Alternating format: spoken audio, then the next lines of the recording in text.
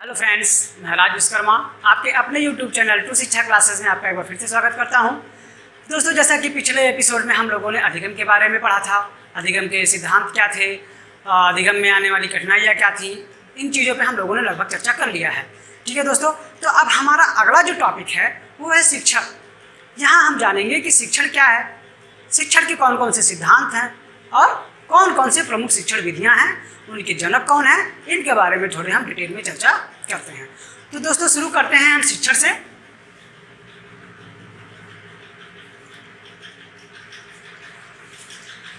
दोस्तों, तो शिक्षण क्या है पहले हम ये जानते हैं। देखिए, इसके पहले हम लोगों ने अधिगम पढ़ा। तो अधिगम क्या था कि किसी माध्यम से हम जो शिक्षार्थी हैं, जो सीखने वाले हमारे लर्नर हैं, उनके व्यवहार में हम अस्थायी परिवर्तन लाते थे। अब हम किसके जो माध्यम हमारा है वही हमारा शिक्षण है, यानी हम शिक्षण करके उसके परिवर्तन ला रहे हैं। तो जैसा कि आप सभी लोग छात्र अध्यापक है ही, आप लोगों ने BEd BTC किया है, आप लोगों ने प्रशिक्षण भी किसी न किसी विद्यालय में लिया होगा, तो आप जानते हैं कि शिक्षण क्या है, कैसे करना है। तो उसी को हम थोड़ा सा सरल भाषा में समझने की कोशिश करते हैं। तो आते हैं सबसे पहले शिक्षण का अर्थ क्या है और उसकी परिभाषाएं क्या क्या हैं, उनके बारे में जानेंगे। देखिए दोस्तों, तो सामान्य शब्दों में अगर कहा जाए तो शिक्षण एक माध्यम है जिससे सीखने वाले के व्यवहार में हम परिवर्तन करते हैं। ठीक है, तो कई वैज्ञानिकों ने मनोवैज्ञानिक हैं, मनोवैज्ञानिक कहना ही ज़्यादा उचित होगा, और वो उसमें से कुछ तो शिक्षा शास्त्री भी हैं। तो कुल मिला जुला के हम ये मान सकते हैं कि मनोवैज्ञानिक या शिक्षा शास्त्री। तो उसमें से एक शिक्षा शास्त्री हमारे हैं जिनको हम कहते हैं एडम्स महोदय। एडम्स महोदय ने बताया कि जो शिक्षण है एक द्विध्रुवी प्रक्रिया है।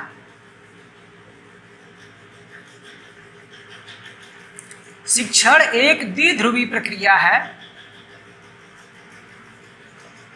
इससे मतलब ये है कि इसमें से दो ही लोग कार्य करते हैं। एक शिक्षक हो गया, एक छोर पे शिक्षक हो गया, और दूसरे छोर पे हमारा शिक्षार्थी यानी सीखने वाला वो छात्र हो गया। एक शिक्षक और दूसरा शिक्षार्थी।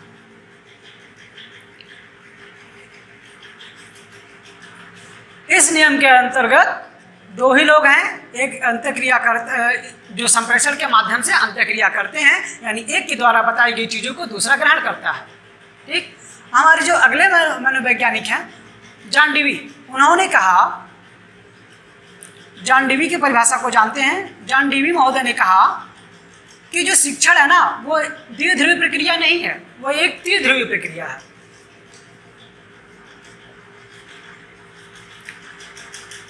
त्रिध्रुवी प्रक्रिया है।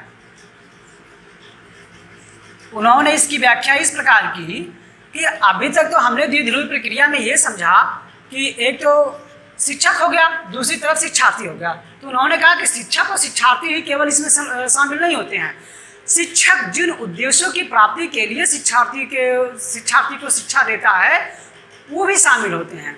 तो समझते हैं कि त्रिध्रुवी प्रक्रिया कैसे है। इसको ट्राइपोलर भी बोलते हैं। कई बार परीक्षा में सवाल पूछे गए हैं कि त्रिध्रुवी प्रक्रिया का सिद्धांत किसने दिया था। तो एक बिंदु पे तो हमारा शिक्षक हो गया, दूसरे बिंदु पे हमारा शिक्षार्थी हो गया,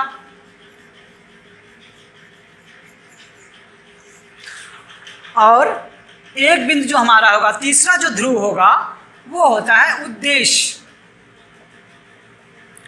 किस उद्देश्य को लेके वो अंतःक्रिया की जा रही है। तो अब देखते हैं, शिक्षक, शिक्षार्थी और ये। अब देखिए, उद्देश्य क्या होते हैं। शिक्षक काम जो करता है, जो शिक्षक जो शिक्षा का मार्ग चुनेगा, क्या हमको क्या उद्देश्य लेके शिक्षार्थी को बताना है, वो उद्देश्य कौन से होंगे, वो होते हैं पाठ्य वस्तु से संबंधित।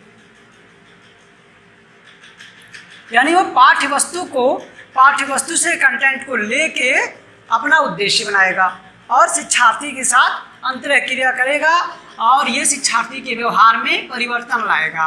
यानी वो अधिगम प्राप्त कर लेगा, व्यवहार परिवर्तन होगा। और इसका जो माध्यम होगा वो होगा संप्रेषण। संप्रेषण के माध्यम से शिक्षार्थी के व्यवहार में परिवर्तन लाएगा। तो ये हमारा हो गया त्रिध्रुवी प्रक्रिया जॉन डीवी महोदय के अनुसार। स्पष्ट है कि इसमें अकेले शिक्षक नहीं होता और छात्र, इसमें दो ही ध्रुव नहीं होते, इसमें एक तीसरा ध्रुव होता है जो उद्देश्य होता है, जो पाठ्यवस्तु से संबंधित होता है। तो इस प्रकार जॉन डीवी महोदय ने बताया कि शिक्षण जो है एक त्रिध्रुवी प्रक्रिया है। और भी परिभाषा हम देखते हैं क्लार्क महोदय के अनुसार। तो क्लार्क महोदय ने लगभग इन दोनों के सिद्धांतों से एक मतलब निचोड़ निकाल लिया कि आखिर शिक्षण क्या है। तो उनके परिभाषा को देख के काफ़ी कुछ समझ में आ जाएगा कि आखिर शिक्षण है क्या। तो क्लार्क महोदय के अनुसार हम जानते हैं शिक्षण की क्या परिभाषा है। तो क्लार्क महोदय ने बताया कि शिक्षण वह प्रक्रिया है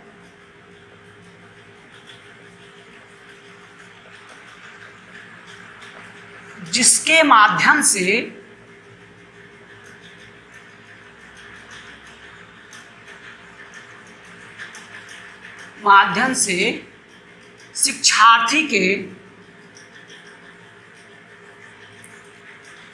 शिक्षार्थी के व्यवहार में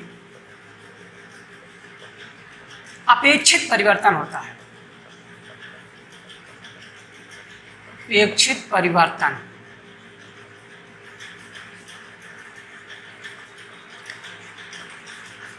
देखिए मेन पॉइंट यही है, अपेक्षित परिवर्तन। यानी जिस उद्देश्य को लेकर हम चल रहे हैं, शिक्षण पूरी होने के बाद वो उद्देश्य की प्राप्ति हो जानी चाहिए। तो इससे स्पष्ट हो गया कि शिक्षण हमारा एक तरह का मीडियम का काम करता है जो शिक्षार्थी के व्यवहार में वांछित परिवर्तन या अपेक्षित परिवर्तन लाता है। तो दोस्तों आगे हम चलते हैं, शिक्षण के सिद्धांतों के बारे में चर्चा करते हैं।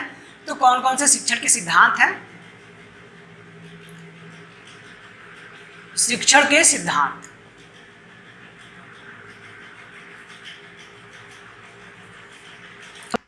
तो दोस्तों अब हम चर्चा करते हैं शिक्षण के सिद्धांतों के बारे में।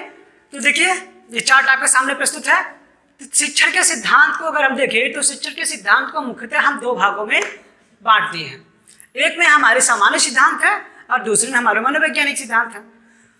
तो अब आइए एक एक करके इन बिंदुओं पे चर्चा करते हैं कि आखिर वो कौन से सिद्धांत हैं जो सामान्य के अंतर्गत आते हैं और कौन से जो हैं वो मनोवैज्ञानिक के सिद्धांत के अंतर्गत आते हैं और इनका दैनिक जीवन में क्या उपयोग है। किन उदाहरणों के माध्यम से हम इनको समझेंगे। तो पहले आते हैं निश्चित उद्देश्य का सिद्धांत। दोस्तों हर कार्य करने का एक उद्देश्य होता है। हम उद्देश्य को लेकर ही कोई कार्य करते हैं या किसी कार्य की योजना बनाते हैं। अगर हम योजना बनाते हैं तो हम उद्देश्य को ध्यान में रख के बनाते हैं कि जैसे मान लीजिए आपको क्लास में पाठ पढ़ाना है, ठीक है, तो आप क्या करेंगे? तो सबसे पहले योजना बनाएंगे कि हमको किस विषय पे पढ़ाना है, उस विषय वस्तु के अंतर्गत कौन सा टॉपिक होगा, उस टॉपिक के पढ़ाने के लिए हमें किन किन शैक्षिक सामग्रियों की आवश्यकता होगी या हमको कौन कौन से हम एग्जाम्पल दे सकते हैं। तो क्या है, हमारा एक निश्चित उद्देश्य है कि इस चीज़ को करने के लिए हमको ये कार्य करना पड़ेगा। ठीक, अब आगे चलते हैं व्यक्तिक भिन्नता का सिद्धांत के बारे में। देखिए जैसे अब स्पष्ट ही है कि व्यक्तिक भिन्नता, जैसे व्यक्तिक भिन्नता क्या है ये आपको पिछले एपिसोड में बताया गया है। एक बार फिर चर्चा कर लेते हैं कि कोई भी व्यक्ति, इस समाज में कोई भी व्यक्ति रंग, रूप, आकार, बुद्धि या किसी भी चीज़ में देखा जाए तो समान नहीं है। कुछ लोग तो ऐसे होते हैं जो किसी चीज़ को जल्दी से सीख लेते हैं, कुछ नहीं सीख पाते। कोई क्या करते हैं, कोई किसी काम करने में आगे होते हैं, किसी के उसमें बिल्कुल भी पीछे, काम करने में बिल्कुल भी पीछे रह जाते हैं। एक तरह से ऐसा भी कहें कि कुछ लोग तो इतने फ्रैंक होते हैं ना कि हर जगह अपनी बात रख देते हैं, और कुछ लोग तो इतने शर्मीले स्वभाव के होते हैं कि जहाँ आवश्यकता होती है वहाँ भी अपनी बात नहीं कह पाते। तो इससे कहने का तात्पर्य हमारा यही है कि जो वैयक्तिक भिन्नता है अलग अलग होती है, तो हमको शिक्षण करते वक्त इन वैयक्तिक भिन्नताओं को ध्यान में रख के शिक्षण कार्य करना होगा। अगला आता है हमारा लचीलेपन का सिद्धांत। नाम से ही स्पष्ट है, फ्लेक्सिबिलिटी यानी हम जो भी कार्य योजना अपनी बनाएंगे, शिक्षण योजना बनाएंगे, उसमें हम लचीलापन रखेंगे। अब वो हमारा लचीलापन कैसा होगा, उस समय के अनुसार भी हो सकता है, परिस्थिति के अनुसार भी हो सकता है, परिवेश के अनुसार भी हो सकता है, विषय वस्तु के भी अनुसार हो सकता है। ठीक है, ये हो गया हमारा लचीलेपन का सिद्धांत। यानी ऐसा नहीं है कि अगर हमको ये कार्य करना है तो हम डटे रहेंगे, नहीं, उस परिस्थिति के अनुसार हम उसमें फ्लेक्सिबिलिटी लाएंगे, लचीलापन लाएंगे। अगला सिद्धांत हमारा है पूर्व अनुभव से जोड़ना। किसी भी कार्य को अगर हम पूर्व अनुभव से जोड़ के करते हैं तो जल्दी होता है वो कार्य। जैसे हमने आपको साइकिल का एग्जाम्पल दिया था कि अगर आप साइकिल चलाते हैं तो आपको मोटरसाइकिल चलाने में थोड़ी सी आसानी हो जाती है। क्यों? क्योंकि आपके पास वो पूर्व ज्ञान है कि दो पहिया को हम दो पहिया वाले वाहन को कैसे चलाएंगे। तो उसी प्रकार जब हम शिक्षण कार्य करेंगे तो छात्रों के पूर्व ज्ञान को, यानी वो अपने घर से, अपने परिवेश से क्या सीख कर आया है, उसको जोड़ते हुए आगे बढ़ेंगे। तो ये पॉइंट क्लियर हो गया। अब आते हैं बाल केंद्रित का सिद्धांत। इसका मतलब ये है कि हमारा जो भी शिक्षण योजना होगी, जो भी हम शिक्षण के अधिगम को प्राप्त करने के लिए जो भी कार्य करेंगे, जो भी प्रक्रिया अपनाएंगे, उसके सेंटर में बालक को रखेंगे। यानी उस बालक को ध्यान में रखकर ही हम कोई योजना बनाएंगे, तभी शिक्षण हमारा सफल होगा। ये तो थे हमारे सामान्य सिद्धांत। अब हम आते हैं थोड़ा सा मनोवैज्ञानिक सिद्धांतों के बारे में चर्चा करते हैं। देखिए, इसमें जो हमारा पहला बिंदु है वह अभिप्रेरणा और रुचि का सिद्धांत।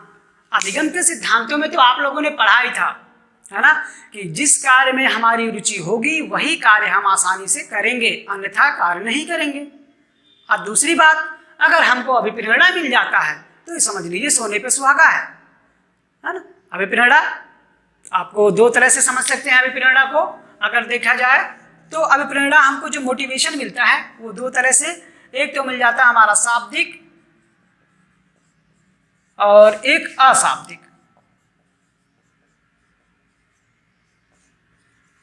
ठीक है, शाब्दिक में हमारे क्या आ जाते हैं, जैसे किसी बच्चे ने बहुत अच्छा लिख कर ले आया कॉपी में, उसकी राइटिंग अच्छी है तो क्या कहते हैं, शाबाश बेटा, या कॉपी में गुड बना देते हैं। यानी हम लिख सकते हैं शाबाश कह सकते हैं, उसको अच्छा कह सकते हैं, उत्तम कह सकते हैं। ये हमारे शाब्दिक हो गए, यानी हम शब्दों के द्वारा हमने उसको अभिप्रेरित कर दिया कि तुमने ये कार्य बहुत अच्छा किया है। अब दूसरा अशाब्दिक में आता है, उसमें हमारा आता है दंड, क्या कहते हैं, दंड और पुरस्कार। अगर बालक अच्छा कार्य किया है तो उसको हम पुरस्कार से अभिप्रेरित करेंगे, अगर उसने गलत कार्य किया है तो दंड के द्वारा। वो भी एक प्रकार का मोटिवेशन है कि उस कार्य से रोकने के लिए, नकारात्मक कार्यों को रोकने के लिए हम दंड का भी प्रयोग करते हैं। तो ये हमारे हो गए अभिप्रेरणा और रुचि का सिद्धांत। तो रुचि से भी समझ में आ गया आपको। रुचि यानी इंटरेस्ट, जिस काम में हमारी रुचि होगी उसको हम ज़्यादा और अच्छे तरीके से, बेहतर तरीके से करेंगे। ठीक है, अगला जो हमारा आता है वो क्रियाशीलता का सिद्धांत आता है। क्रियाशीलता से संबंध क्या है, लगातार किसी चीज में एक्टिव रहना, है ना। अगर हम क्रियाशील रहेंगे तो तेजी से सीखेंगे। इसका एक एग्जांपल देते हैं। आप लोग बचपन में साइकिल चलाए होंगे। साइकिल चलाते हैं तो क्या होता है, पहले आप डायरेक्ट साइकिल चलाना तो गद्दी पे बैठ के चलाना शुरू नहीं कर देते हैं। पहले क्या करते हैं, साइकिल को हैंडल पकड़ते हैं, उसको वैसे ही चलाते हैं, फिर उस पर चढ़ने की कोशिश करते हैं, फिर पैडल चलाना सीखते हैं, फिर एक समय आता है कि आप पूरी तरह से साइकिल चला लेते हैं। तो आपने साइकिल चलाना कैसे सीखा, क्यों? क्योंकि आप साइकिल के साथ क्रिया कर रहे हैं। अगर आपने क्रिया करना छोड़ दिया होता तो आप साइकिल चलाना नहीं सीख पाते।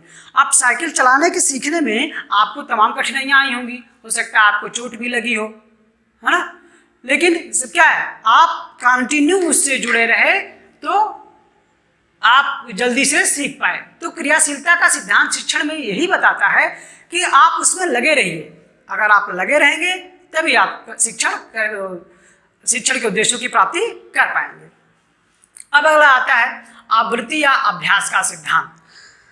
तो पिछले एपिसोड में हम लोगों ने जो अधिगम के सिद्धांत पढ़े थे, है ना, अधिगम के जो नियम पढ़े थे, सिद्धांत पढ़े थे, उसमें क्या था, थॉर्नडाइक का अब सिद्धांत, उन्होंने क्या कहा था कि बार बार किसी कार्य को करने से, बार बार किसी कार्य की पुनरावृत्ति करने से वो कार्य हमारे मन में लंबे समय के लिए बैठ जाता है। यह बताता है हमारा आवृत्ति का सिद्धांत। यानी अगर बच्चे को मैथ में कोई प्रॉब्लम हो रही है तो उससे हम उस निश्चित उद्देश्य जो हमारा सूत्र है उस पर कई बार उससे अभ्यास करवाएंगे, कई सवालों को हल करवाएंगे ताकि उसमें वो पारंगत हो जाए।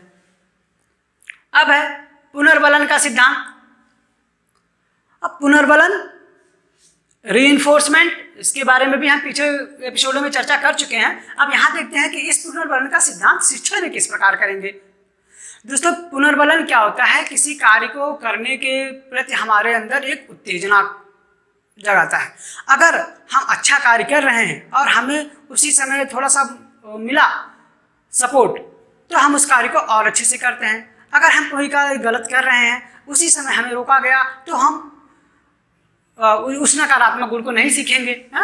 तो इस प्रकार से कह सकते हैं पुनर्बलन भी हमारा दो प्रकार का होता है, सकारात्मक, नकारात्मक, या कह सकते हैं धनात्मक या ऋणात्मक। तो यह हो गया पुनर्बलन का सिद्धांत। अब आते हैं विभाजन का सिद्धांत। आखिर इस सिद्धांत का शिक्षण में क्या प्रयोग है? तो देखिए दोस्तों, विभाजन का जो सिद्धांत ये बताता है किसी भी चीज को अधिगम में, शिक्षण में हम विभाजन के सिद्धांत का प्रयोग इस प्रकार करेंगे, किसी भी टॉपिक को छोटे छोटे टुकड़ों में बांट के। क्यों? क्योंकि अगर समग्र रूप से एक साथ पढ़ा जाए तो वो एक बार में समझ पाना संभव नहीं है। तो इसको इस तरह से हम देख लें विभाजन के सिद्धांत को। मान लीजिए आपको बच्चे को व्याकरण सिखाना है, तो व्याकरण सिखाने के लिए आप क्या करेंगे? सपोज दैट हिंदी व्याकरण ही सिखाना है, तो सबसे पहले बच्चे को आप वर्णमाला का ज्ञान कराएंगे, ठीक है ना। वर्णमाला का ज्ञान कराने के बाद उसे शब्दों की रचना सिखाएंगे। शब्दों की रचना के बाद आप वाक्यों की रचना सिखाएंगे। जब वाक्य की रचना वो सीख जाएगा तब बताएंगे कि व्याकरण में इसका प्रयोग क्या है। यानी हम इसको टुकड़े टुकड़े कर दिए, एक एक टुकड़ा बना दिया कि पहले ये स्टेप सीखेंगे, फिर ये सीखेंगे, फिर ये सीखेंगे। तो ये हमारा था विभाजन का सिद्धांत। अब हम आगे चर्चा करते हैं शिक्षण की कौन कौन सी विधियां हैं, शिक्षण विधियां क्या है और कौन कौन सी विधियां हैं और शिक्षा में उनका क्या क्या उपयोग है। तो दोस्तों, अब हम इस पे शिक्षण विधियों पे चर्चा करते हैं। तो हमारी कौन कौन सी शिक्षण विधियां हैं, पहले इसको जान लेते हैं। शिक्षण विधि, ठीक है। शिक्षण विधि क्या होती है? तो अभी तक आप लोगों ने शिक्षण का अर्थ समझ लिया। अब वो कौन कौन से तरीके अपनाएंगे जिससे हम शिक्षण करेंगे, तो उसके बारे में चर्चा हम यहाँ करते हैं। तो हम एक डायग्राम के माध्यम से समझेंगे जो जॉन डीवी महोदय ने बताया था, उसी डायग्राम को लेके। तो जॉन डीवी ने क्या कहा था कि शिक्षण एक द्विध्रुवी प्रक्रिया है जिसके एक सिरे पे शिक्षक होता है, दूसरे सिरे पे छात्र हमारा होता है या शिक्षार्थी होता है, और एक सिरे पे, इसको ट्रायंगल भी बोलते हैं, एक सिरे पे हमारा पाठ्य वस्तु या उसका उद्देश्य होता है। तो पाठ्य वस्तु से समझ मान के चलते हैं, या उद्देश्य भी कह सकते हैं आप इसको।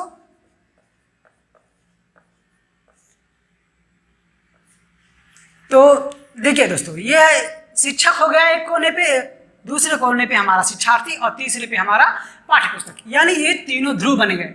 इन तीनों ध्रुव में सबका सब अपना अपना स्थान फिक्स है। तो अब देखें तो पाठ्य वस्तु में के अनुसार हमारे उद्देश्य निर्धारित किए जाते हैं। अब पाठ्य वस्तु को करने के लिए हमारे पास इसमें कुछ सहायक सामग्रियों का प्रयोग होगा।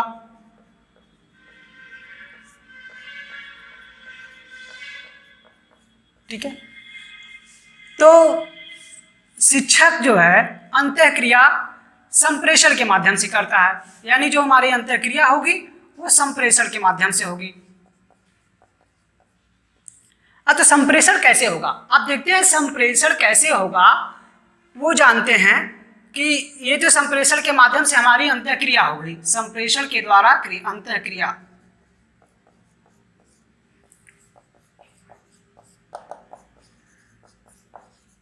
देखिए, शिक्षक और शिक्षार्थी के बीच पाठ्य वस्तु यानी उद्देश्य को लेके जो कार्य किया जाएगा वही हमारी विधियां होंगी। वो क्या आ जाएंगी? वही हमारी शिक्षण विधियां होंगी। अब ये शिक्षण विधियां कैसे, इसे मतलब शिक्षक शिक्षण विधियों के अकॉर्डिंग ही शिक्षार्थी में के व्यवहार में परिवर्तन लाएगा। अब देखेंगे कि संप्रेषण कैसे होता है। संप्रेषण इस प्रकार से होगा कि एक बार तो शिक्षक बोलेगा, छात्र सुनेगा, यानी शिक्षक का बोलना और छात्रों का सुनना। दूसरी बार यही प्रक्रिया इस प्रकार होगी। जब अंतःक्रिया होती है तो एक तरफा तो होगी नहीं, दोनों तरफ से होगी। कभी छात्र बोलेगा, अपने विचारों को रखेगा, कभी शिक्षक बोलेगा। तो यानी दूसरी बार शिक्षार्थी बोलेगा, यानी इसके द्वारा बोलना होगा और शिक्षक द्वारा सुनना होगा। ये हमारा यही संप्रेषण है। देखिए, तो ये तरह से कह सकते हैं कि शिक्षक शिक्षार्थी और उद्देश्य को लेके जिन विधियों का प्रयोग किया जाता है, जिन विधियों का प्रयोग संप्रेषण के माध्यम से किया जाता है, वही हमारी शिक्षण विधियां हैं। ठीक, इस डायग्राम से आपको काफी कुछ क्लियर हो गया होगा कि शिक्षण विधि क्या है। तो एक चीज और यहाँ पे आती है कि जो शिक्षण विधि जिन नियमों पे कार्य करती है, तो जो शिक्षण विधियां हैं, शिक्षण विधियां शिक्षण सूत्र के नियम पे कार्य करती हैं। शिक्षण सूत्र के नियमों पर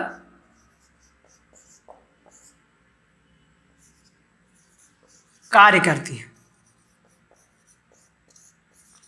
तो अब तो ये आवश्यक हो गया कि सबसे पहले शिक्षण विधि जाने से पहले हम शिक्षण सूत्र जाने, है ना। तो शिक्षण सूत्र जानेंगे पहले हम। तो आइए समझते हैं शिक्षण सूत्र के बारे में।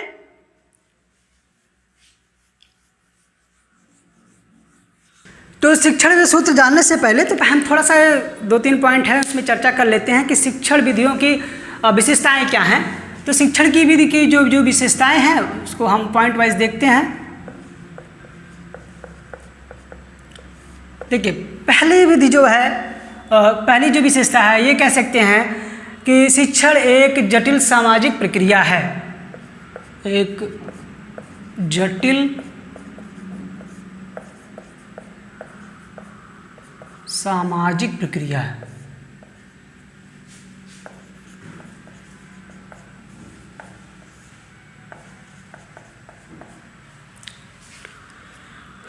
तो शिक्षण हमारा क्या है, एक सामाजिक प्रक्रिया है जो जटिल है। इसमें भिन्नताएं बहुत सी होती हैं, वो आप व्यक्तिगत भिन्नता के अनुसार आपने चर्चा कर ही लिया है। अब हम जानते हैं कि दूसरी विशेषता क्या है। दूसरी विशेषता यह सीखने सिखाने का एक क्रम है, यह प्रक्रिया है। इसको कह सकते हैं सीखने सिखाने की प्रक्रिया, यानी शिक्षण विधि क्या है, सीखने और सिखाने की एक प्रक्रिया है। अब क्या है ये, इसमें जो है उद्देश्यों की प्राप्ति होती है।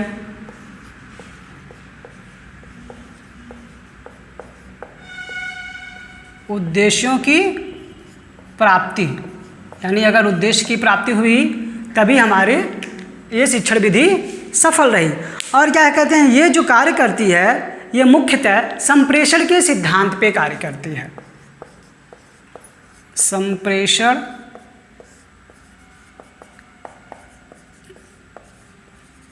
के सिद्धांत पर कार्य करना। अभी हमने डायग्राम के माध्यम से इसको समझा था। तो ये तो हमारी हो गई शिक्षण विधियां की विशेषताएं, ठीक है। अब जैसा कि अभी आप लोगों ने पढ़ा जाना कि जो शिक्षण विधियां हैं वो शिक्षण सूत्रों पे कार्य करती हैं। यानी एक तरह से कह सकते हैं जो शिक्षण सूत्र हैं हमारे शिक्षण विधियों की इकाई है। यानी शिक्षण विधियां जो भी होंगी वो इन्हीं सूत्रों के इर्द गिर्द ही घूमेंगी या इन सूत्रों के पालन को लेके ही आगे बढ़ेंगी। तो उससे पहले तो शिक्षण विधियों से जानने से पहले तो हमको ये जानना जरूरी है आखिर हमारे वो कौन कौन से शिक्षण सूत्र हैं जिन पे हमारी शिक्षण विधियां निर्भर होती हैं। तो आइए अब इसको जानते हैं। तो दोस्तों ये हैं हमारे शिक्षण सूत्र, जैसा कि आपको बोर्ड पे दिख रहा है। तो अब इन शिक्षण सूत्रों के बारे में एक एक करके हम इनके विषय में जानते हैं और समझते हैं। तो हमारा जो पहला शिक्षण सूत्र है वो है सरल से कठिन की ओर। देखिए दोस्तों, शिक्षण सूत्र के बारे में बता दें हम क्योंकि अब तक जो भी आप सीटेट या यूपीटेट की जो भी परीक्षा देने की तैयारी कर रहे हैं, तो अब तक मतलब ये कह सकते हैं कि अभी तक कोई ऐसा सत्र नहीं गया है जिसमें परीक्षा हुई है कि इनसे संबंधित आपके प्रश्न ना पूछे गए हों। शिक्षण सूत्रों से संबंधित वो चाहे तो पेडागोजी के रूप में बना के पूछता है या तो डायरेक्टली पूछता है, तो इनको समझना हमारे लिए बहुत ही आवश्यक है। तो शुरू करते हैं। पहला जो शिक्षण सूत्र है वो है सरल से कठिन की ओर। मतलब क्या है, शिक्षण करेंगे जब हम तो ऐसी चीज़ें बताएंगे बच्चों को कि पहले जो सरल हो वो उसके बारे में जानता हो, फिर कठिन की तरफ उसको आगे ले जाएंगे। जैसे इसको इस रूप में हम कह सकते हैं कि बच्चों को आपको गुणा सिखाना है, तो क्या सिखाएंगे? पहले डायरेक्ट गुणा बताएंगे? नहीं, पहले बच्चों को हम पहाड़ा याद करवाएंगे। जब वो पहाड़ा याद कर लेगा तभी गुणा की प्रक्रिया को समझ पाएगा। यानी हम क्या, पहले जो चीज़ें सरल थी पहले उसको वो सिखाई गई, बाद में कठिन चीज़ों को बताई गई। अब है ज्ञात से अज्ञात की ओर, यानी पहले जिनके बारे में वो जानता है उसके बारे में उससे चर्चा करेंगे, फिर आगे ले जाएंगे, यानी उसको ज्ञात से हम अज्ञात की तरफ ले चलेंगे। तो ज्ञात से अज्ञात की तरफ जाने के लिए हम एक एग्जाम्पल ले सकते हैं। जैसे मान लीजिए हमें बच्चों को संज्ञा पढ़ाना है, ठीक, तो हम क्या कर सकते हैं, उसको कुछ ज्ञात चीज़ें बताएंगे। जैसे बेटा ये क्या है, तो बताएगा ये पेन है। फिर कोई जानवर का चित्र दिखा के पूछेंगे ये क्या है, तो जानवर है, ठीक है। किसी और कोई बच्चा वाला का चित्र दिखाएंगे, उसका नाम दिखाएगा, बताएंगे ये क्या है, तो उसको बता देगा। तो इस तरह से उसको हम तुलना कराएंगे कि बेटा जो किसी वस्तु, व्यक्ति, स्थान के नाम को संज्ञा कहते हैं। यानी पहले उसको हम ज्ञात चीज़ें बताएंगे, फिर अज्ञात की तरफ ले जाएंगे। ये शिक्षण सूत्र हमारा यही बताता है कि पहले हम जो बच्चा जानता है वो बताएं, और फिर जो हमें उसको जानकारी आगे देनी है तब उसकी तरफ ले जाएं। फिर प्रत्यक्ष से अप्रत्यक्ष की ओर, अर्थात दृश्य से अदृश्य की ओर। किसी चीज़ को हम डायरेक्ट अगर उसको दिखाएं, ऐसा कह सकते हैं इसको कि जो चीज़ें पहले उन चीज़ों के बारे में उसे बता दिया जाए। मान लीजिए अगर उसको एक ग्लोब के बारे में ही बताना हो तो पहले उसको आप ग्लोब दिखा दीजिए, ठीक है, ये प्रत्यक्ष हो गया, ये दृश्य हो गया। अब उसके आगे उसमें क्या क्या चीज़ें हैं, उसमें अक्षांश क्या है, देशांतर क्या है, अप्रत्यक्ष की तरफ हम उसको लेके जाएंगे। पहले उसको एक प्रतिरूप दिखाएंगे। अगला हमारा स्थूल से सूक्ष्म की ओर। सेम प्रोसेस यहाँ भी वही है कि पहले ऐसी चीज़ों को वो देखेगा जिसको छू सके, टच कर सके, या फिर उसका अपने अनुभव कर सके, उसका भौतिक अनुभव कर सके। फिर बताएंगे कि उसकी संरचना कैसी होती है। अब इस तरह से समझ लें इसको कि अगर मान लीजिए बच्चे को आपको पृथ्वी के बारे में बताना है, पृथ्वी की आंतरिक संरचना के बारे में बताना है, तो आप वही उसको ग्लोब दिखाएंगे। ग्लोब के माध्यम से उसकी तो बाहरी बनावट को वो समझ गया।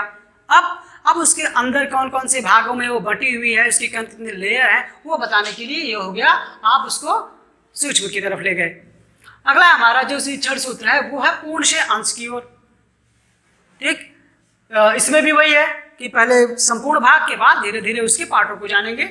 अब विशिष्ट से सामान्य की ओर। इसमें सबसे पहले क्या है, बच्चों को हम उदाहरण पहले बता दें, यानी उदाहरण के द्वारा उसको समझा दिया जाए, फिर वो किस नियम पे या किस सूत्र पे है तब बताया जाए। फिर विश्लेषण से संश्लेषण की ओर, यानी पहले चीज़ों को हम टुकड़े में समझ लें, उसके पार्टों को समझ लें, फिर संश्लेषण की तरफ जाएं, फिर उसके समन्वित पार्ट को समझें। और इस तरह से भी कह सकते हैं कि मान लीजिए बच्चों को हमें फूलों के बारे में पढ़ाना है, तो डायरेक्टली पहले तो हम उसको फूल दिखा देंगे, ठीक है। अब बाद में उसकी हम चर्चा करेंगे कि इसके पार्ट क्या हैं। अनुभव से तर्क की ओर, तो बच्चा जो कुछ भी सीखता है वो उसके लिए अनुभव का कार्य करता है। यानी अब उस अनुभव को सीखने के बाद अब वो जानेगा, प्रश्न पूछेगा कि ये क्यों है, कैसे है, किस कारण से होता है, तो उसमें तर्क का विकास हो। यानी पहले उसके अनुभव से हम जोड़ते हुए तर्क की तरफ ले जाएंगे। ये हमारा अगला शिक्षण सूत्र बताता है। फिर अगला जो हमारा है वो विशिष्ट सामान्य की, वही जैसे आपके फूल का एग्जाम्पल हम लोगों ने बताया। फिर अनिश्चितता से निश्चितता की ओर, ये शिक्षण सिद्धांत भी बहुत महत्वपूर्ण है। जैसे इस शिक्षण सिद्धांत को बच्चा अपने परिवार से ही सीखता है। परिवार से पहले वो जानेगा, अपने परिवार के सदस्यों के बारे में जानेगा कि ये इसके मम्मी है, ये पापा है, ये भैया हैं, ये अभी अनिश्चित है। फिर धीरे धीरे जानेगा कौन हमसे बड़ा है, कौन हमसे छोटा है। फिर उसके बाद ये जानेगा कि बड़े लोगों की संख्या कितनी है, छोटे लोगों की संख्या कितनी है। तो इस प्रकार हम अनिश्चितता से निश्चितता की ओर जाते हैं। और ये जितने भी शिक्षण सूत्र हैं, जो हम शिक्षण विधियां पढ़ेंगे, उसमें ये महत्वपूर्ण रोल इनका रहेगा, इनका महत्वपूर्ण रोल रहेगा। बिना शिक्षण विधियों के, बिना शिक्षण नियम के, बिना शिक्षण सूत्र के हम शिक्षण विधियों का प्रतिपादन नहीं कर सकते। अगर हम हमारे जो शिक्षण विधियां हैं शिक्षण नियमों पे कार्य नहीं करेंगी तो हमारा शिक्षण योजना जो है वो प्रभावी नहीं होगा। तो हम आगे चर्चा करते हैं हमारी कौन कौन सी शिक्षण विधियां हैं। चलिए, तो हम आगे शिक्षण विधियों की चर्चा करते हैं कि कौन कौन सी शिक्षण विधियां हैं और उनका शिक्षण में किस प्रकार हम प्रयोग करते हैं। तो ये जो हमारी प्रमुख शिक्षण विधियां हैं उन्हीं के बारे में हम यहाँ चर्चा करेंगे।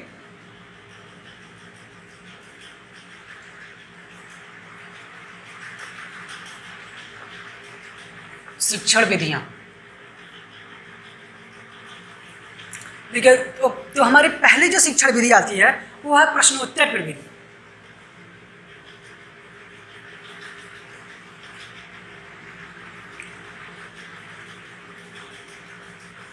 प्रश्नोत्तर विधि, देखिए, जिज्ञासा जो है किसी भी व्यक्ति को सीखने के लिए आगे प्रेरित करती है। तो अगर जिज्ञासा है तभी तो वो प्रश्न करेगा, अब प्रश्न करेगा तो उत्तर पाने की चेष्टा करेगा। तो कुल मिला जुला के ये कहा जा सकता है कि जो हमारी प्रश्नोत्तर विधि है वो शिक्षा में बहुत ही महत्वपूर्ण भूमिका निभाती है, कि जिसके माध्यम से छात्रों को अधिगम करने में आसानी होती है और शिक्षकों को अपने जो पाठ्य योजना बनाते हैं वो शिक्षण करने में आसानी होती है। तो जो मुख्यतः जो प्रश्नोत्तर प्रविधि होती है वो 3 चीज़ों पे कार्य करती है। एक निरीक्षण,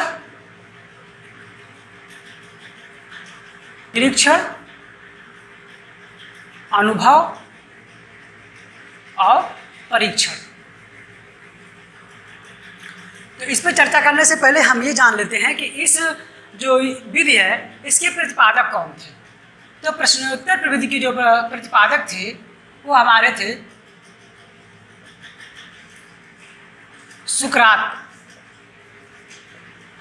सुकरात महोदय ने, जो एक दार्शनिक थे, इन्होंने प्रश्नोत्तर प्रविधि के बारे में खोज की थी। या इस तरह से कह सकते हैं कि प्रश्नोत्तर प्रविधि के जनक सुकरात हैं। तो अब प्रश्नोत्तर प्रविधि से होता क्या क्या है, इससे छात्रों में जिज्ञासा बढ़ती है, वो सीखने के लिए प्रेरित होते हैं, सीखने के लिए प्रेरणा मिलती है उनको। कक्षा का जो वातावरण होता है बिल्कुल शांत होता है, यानी शांत वातावरण प्राप्त हो जाता है।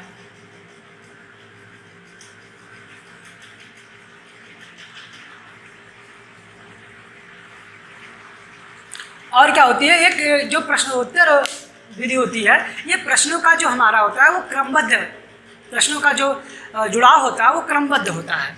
क्रमबद्ध प्रश्नों की संख्या होती है, इसमें कह सकते हैं प्रश्नों की क्रमबद्धता। ठीक, ये तो प्रश्नोत्तर विधि से हमारे जो विशेषताएं हैं वो पता चल गई। अब हम जानते हैं कि प्रश्नोत्तर विधि से कैसे इसको आगे प्रश्नोत्तर बनाते समय किन किन बातों का ध्यान रखना पड़ेगा। तो प्रश्न बनाते समय हमें ये जानना होगा सबसे पहले कि बच्चों का जो पूर्व ज्ञान है, यानी जो हमारे प्रश्न हैं वो पूर्व ज्ञान से हों, बच्चों के पूर्व ज्ञान से हों, तो पूर्व ज्ञान पर आधारित हों।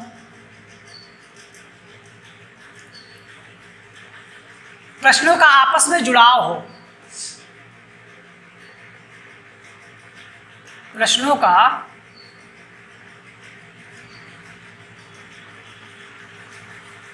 आपस में जुड़ाव हो, जो प्रश्न है उसकी भाषा बिल्कुल स्पष्ट हो, भाषा स्पष्ट हो,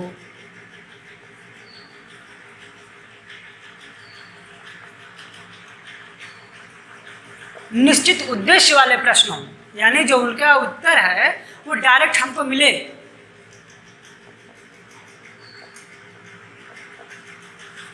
निश्चित उत्तर वाले मान कह सकते हैं इसको, इसका जो उत्तर हो फिक्स हो। तो ये तो रहा हमारा प्रश्नोत्तर प्रविधि। इसका शिक्षण में प्रयोग हम इस प्रकार करते हैं कि बच्चों के अंदर उत्सुकता बनी रहे, किसी चीज़ से वो जुड़ाव महसूस कर सके। ऐसा कर सकते हैं, इसका एक एग्जांपल लेते हैं हम अपने दैनिक जीवन से। हम मान लीजिए कि अगर आपको बच्चों को मिट्टी के बारे में पढ़ाना है, तो आप उससे पूछ सकते हैं, बेटा हमारे दैनिक जीवन के में क्या कह सकते हैं, मूलभूत आवश्यकताएं हमारी क्या हैं? तो बताएगा रोटी, कपड़ा, मकान है। रोटी से संबंध भोजन भी कह सकता है वो। तो कहते भोजन कहाँ उगाया जाता है? भोजन कौन उगाता है? तो भोजन किसान उगाता है। किसान खेती कहाँ करता है? तो भूमि पे करता है। तो इस तरह से प्रश्नों का एक दूसरे से जुड़ाव बना रहे, ये होते हैं हमारे प्रश्नोत्तर प्रविधि। ठीक है, आगे अगली जो हम प्रविधि की चर्चा करते हैं वो है आगमन विधि।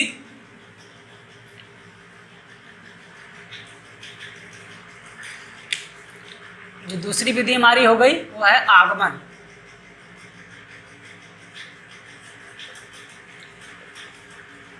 इसको इंडक्टिव मेथड भी बोलते हैं।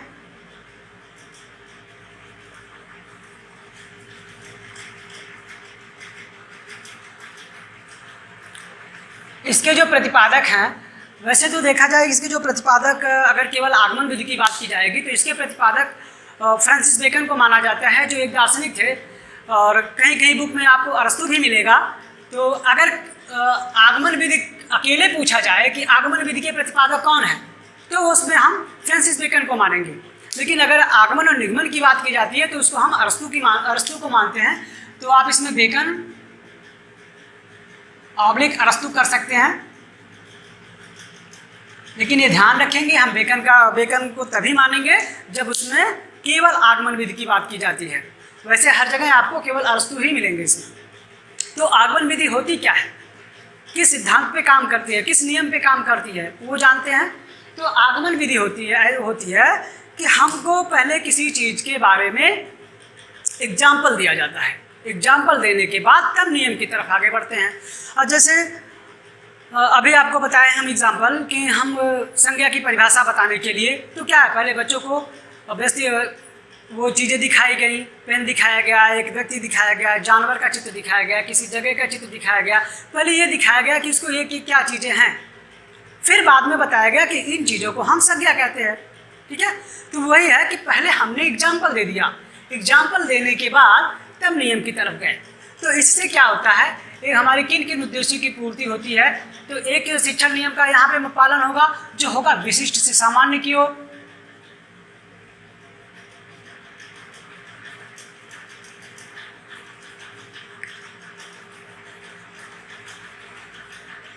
दूसरा, सरल से कठिन की तरफ जा रहे हैं हम।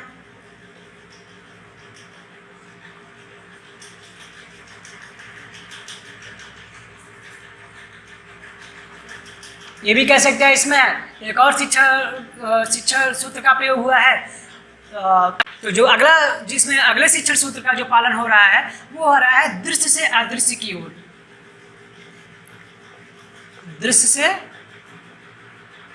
अदृश्य, यानी पहले हम उसको दिखाए हैं चीज़ें, फिर अदृश्य की ओर ले गए हैं। और एक और मुख्य नियम का जो पालन हो रहा है वो हो रहा है उदाहरण से नियम की तरफ।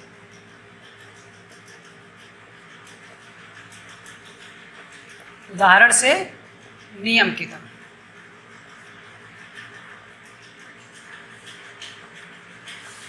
तो इस प्रकार ही हमारा आगमन विधि रहा।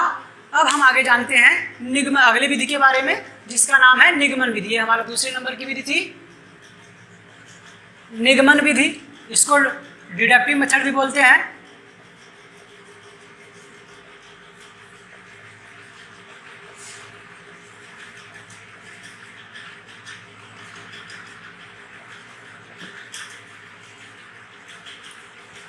इसके भी प्रतिपादक जो हमारे अरस्तु महोदय हैं।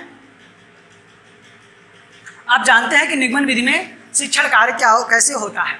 देखिए, जो हमारी निगमन विधि है ये जस्ट इसी आगमन विधि की अपोजिट है ना। इसमें क्या था, हमने पहले उदाहरण को समझा था, बाद में नियम की व्याख्या की थी। यहाँ पे जस्ट इसका अपोजिट, यानी पहले इसमें नियम बता दिए जाएंगे और फिर बाद में आपको एग्जाम्पल के द्वारा समझाया जाएगा। मोस्टली जो ये निगमन विधि होती है वो विज्ञान और गणित विषय के लिए काफ़ी महत्वपूर्ण होती है। तो अब हम जानते हैं इसमें कि निगमन विधि में आखिर कौन कौन से शिक्षण सूत्र आएंगे। इसी का बिल्कुल अपोजिट होगा। इसमें विशिष्ट से सामान्य था, तो ये सामान्य से विशिष्ट की ओर होगा।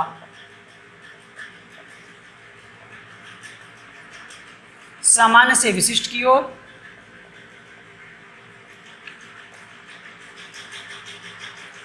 फिर इसमें पहले नियम फिर उदाहरण, यानी नियम से उदाहरण की ओर। नियम से उदाहरण, या कह सकते हैं इसको अमूर्त से मूर्त की ओर।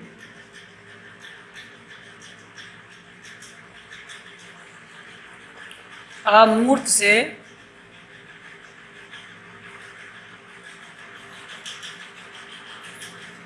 मूर्त की ओर।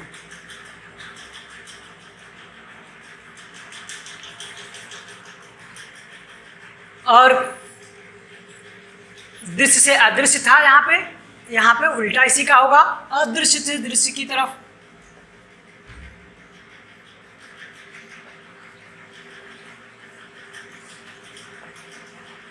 तो इस प्रकार इसमें विभिन्न प्रकार के शिक्षण नियमों का प्रयोग हुआ है। अब हम अगली विधि के बारे में जानते हैं। अगली शिक्षण विधि हमारी कौन सी है?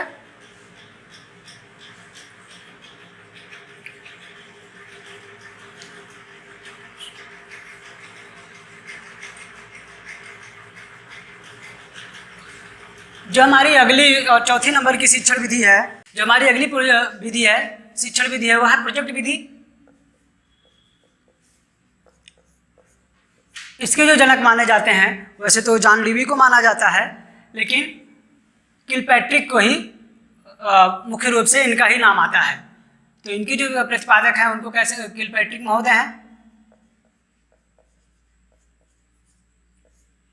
देखिए, प्रोजेक्ट विधि एक ऐसी विधि है जिसमें हम बच्चों को एक समस्या दे देते हैं। अब क्या करते हैं, उस समस्या का समाधान निकालने के लिए वो अपने पुराने अनुभवों, अपने कौशलों का प्रयोग करके एक निश्चित उद्देश्य तक पहुंचते हैं। तो प्रोजेक्ट विधि से क्या होता है, खुद से करके सीखने की उसमें आदत का विकास होता है। जो अपने पूर्व ज्ञान से जो उन्होंने ग्रहण किया है, प्राप्त किया है, उसको आने वाले जो जितनी भी समस्याएं आती हैं उसमें उसको अप्लाई कर पाते हैं। फिर जो हमारी अगली विधि आती है शिक्षण विधि, वो है विश्लेषण विधि।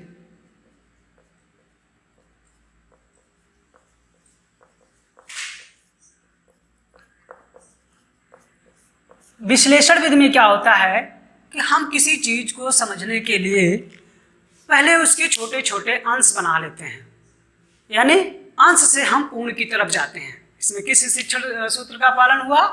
अंश से पूर्ण की तरफ।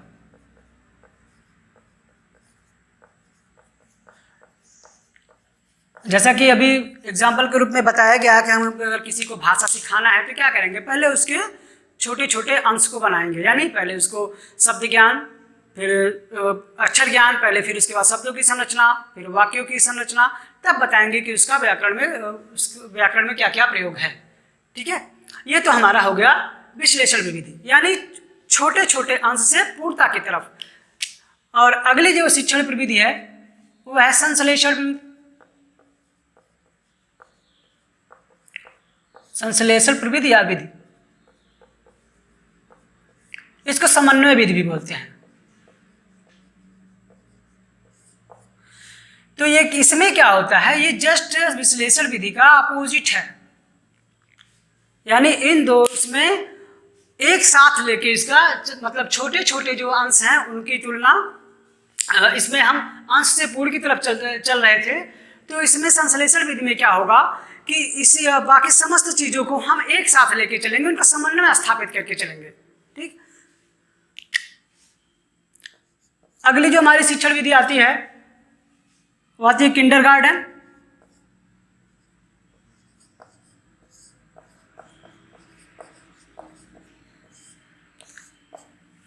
इसके जो प्रतिपादक हैं वो फ्रोबेल महोदय थे। फ्रोबल ने बताया कि हमको जो बच्चों को शिक्षण करना चाहिए वो किंडरगार्टन मेथड से करना चाहिए। इस मेथड में क्या होता है, उन्होंने बच्चों को एक फूल माना है कि बच्चे एक फूल की भांति हैं और शिक्षक एक माली की भांति उनको अपने सुपरविजन में रख के उनको शिक्षण करवाएगा। ठीक है, इस पे उन्होंने बच्चों को एक तरह से ये कहा है कि पहले वो खेल में रुचि लेंगे, यानी खेल माध्यम से शिक्षा दी जाएगी, फिर उसमें गतिविधियां कराई जाएंगी, इस माध्यम से वो शिक्षित होंगे।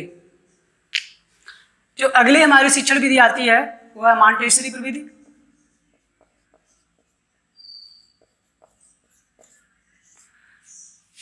मॉन्टेसरी विधि, इसकी जो जनक माने जाती हैं मरिया मॉन्टेसरी हैं।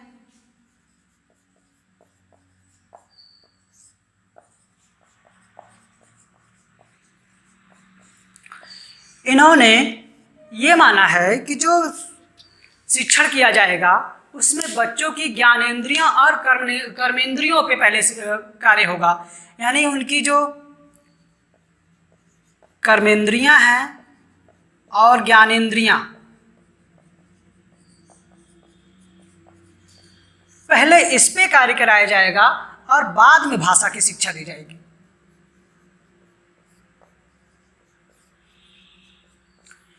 ज्ञानेंद्रियों और कर्मेंद्रियों के समन्वय से आगे बढ़ेंगे हम शिक्षण करते हुए। ठीक है, तो आगे हम अगली प्रविधि के बारे में चर्चा करते हैं। जो हमारी अगली विधि है उसके बारे में जानेंगे, संवाद विधि। संवाद विधि जानेंगे कि आखिर संवाद विधि में क्या होता है, किस प्रकार वो शिक्षण में सहायक है। तो जो संवाद विधि हमारी आती है इसके जो प्रतिपादक हैं वो प्लेटो को माना जाता है।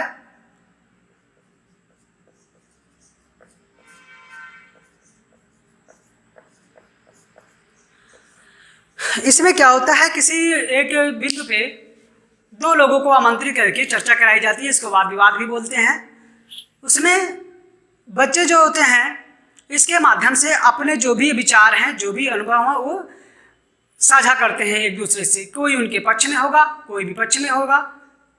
उन्होंने आज तक जो कुछ भी सीखा है वो क्यों हो रहा है, कैसे हो रहा है, इस पे प्रश्न भी करते हैं। तो इससे क्या होता है, एक शिक्षण कार्य में उत्सुकता बनी रहती है कि इसके बाद आगे क्या आएगा, कौन से प्रश्नों पे चर्चा होगी, किस प्रकार उसके उत्तर दिए जाएंगे। तो ये हमारे संवाद विधि हो जाती है।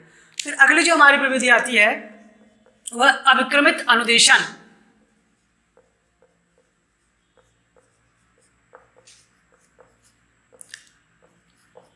अभिक्रमित अनुदेशन विधि, इसके जो प्रतिपादक माने जाते हैं वो हैं B.F. स्किनर महोदय।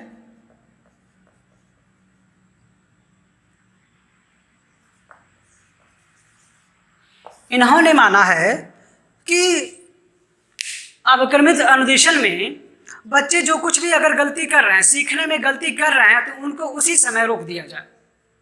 ठीक है, या फिर अगर वो अच्छा कर रहे हैं तो उनको पुनर्बलन दे के आगे बढ़ा दिया जाए।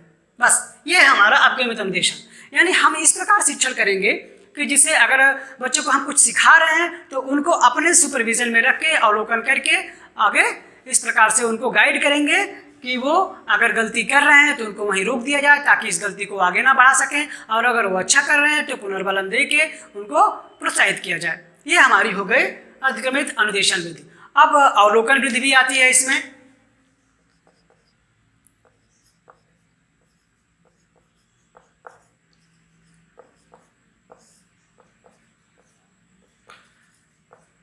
अवलोकन विधि में क्या होता है, शिक्षक एक तटस्थ बना रहता है, वो केवल भ्रमण घूम घूम के बच्चों का सिर्फ अवलोकन करता है।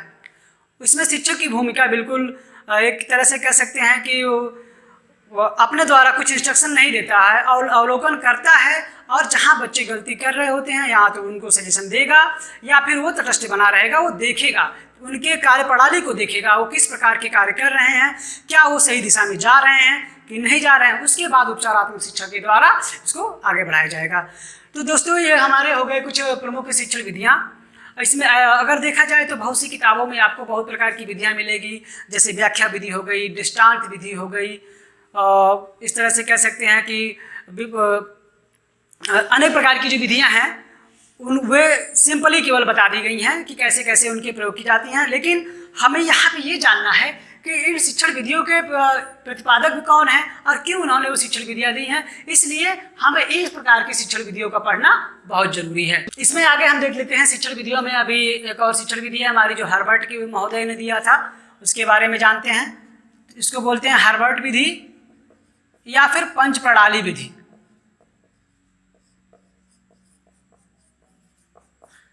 पंच प्रणाली विधि, इसमें उन्होंने माना है कि जो हमारा शिक्षण कार्य होगा वो कुल 5 बातों पर निर्भर है।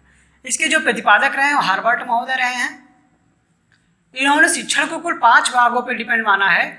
देखते हैं वो कौन कौन से हैं। पहला तो ये है कि उसका हम प्रस्तावना बनाएंगे। पहले उसकी जैसे वस्तु की हमारी प्रस्तावना होगी, फिर हम विषय में प्रवेश करेंगे,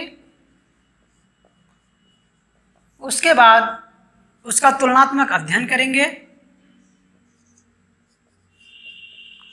फिर नियमों का प्रतिपादन करेंगे और अंत में अभ्यास करवाएंगे। हर्बर्ट महोदय पे कई बार की पूछा गया है प्रश्न कि पंच प्रणाली का सिद्धांत या पंच प्रणाली शिक्षण प्रविधि किसने दिया था, तो हर्बर्ट महोदय ने। एक और शिक्षण विधि पे चर्चा करते हैं जो ह्यूरिस्टिक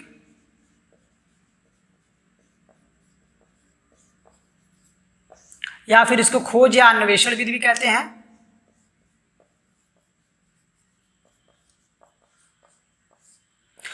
इसके जो प्रतिपादक रहे हैं वह आर्मस्ट्रांग महोदय ने इसका प्रतिपादन किया था।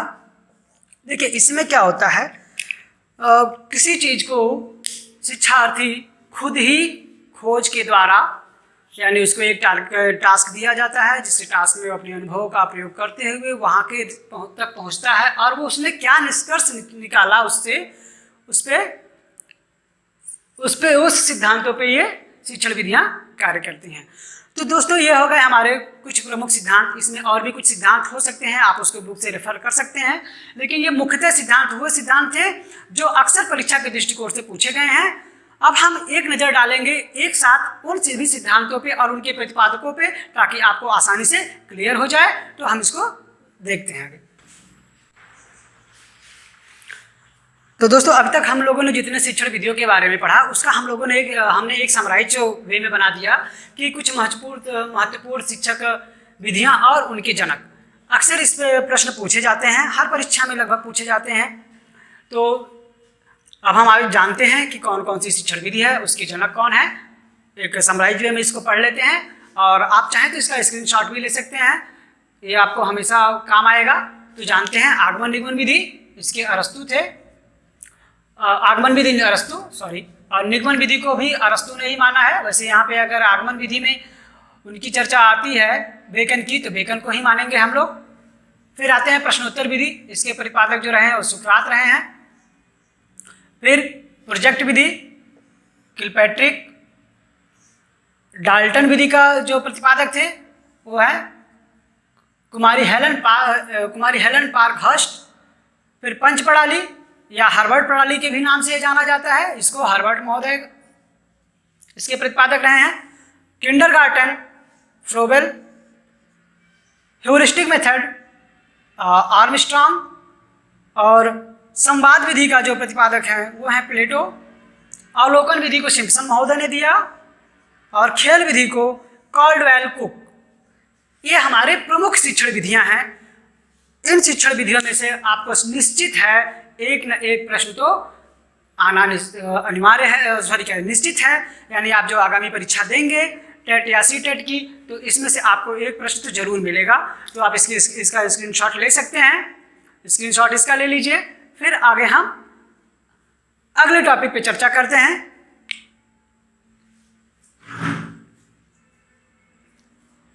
तो आपका स्क्रीनशॉट हो गया होगा। तो दोस्तों इस प्रकार हम लोगों ने शिक्षण विधियों के बारे में अध्ययन कर लिया। तो आने वाले एपिसोड में हम कौन कौन से शिक्षण कौशल हैं उनके बारे में जानेंगे।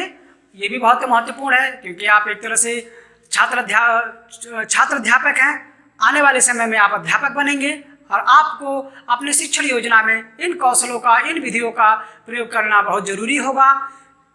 तो दोस्तों, तब तक अगर आपने हमारा चैनल सब्सक्राइब नहीं किया है तो आप हमारे चैनल को सब्सक्राइब कर लीजिए। आने वाले एपिसोड में हम मिलते हैं नए टॉपिक पे शिक्षण कौशल के बारे में। तब तक के लिए धन्यवाद।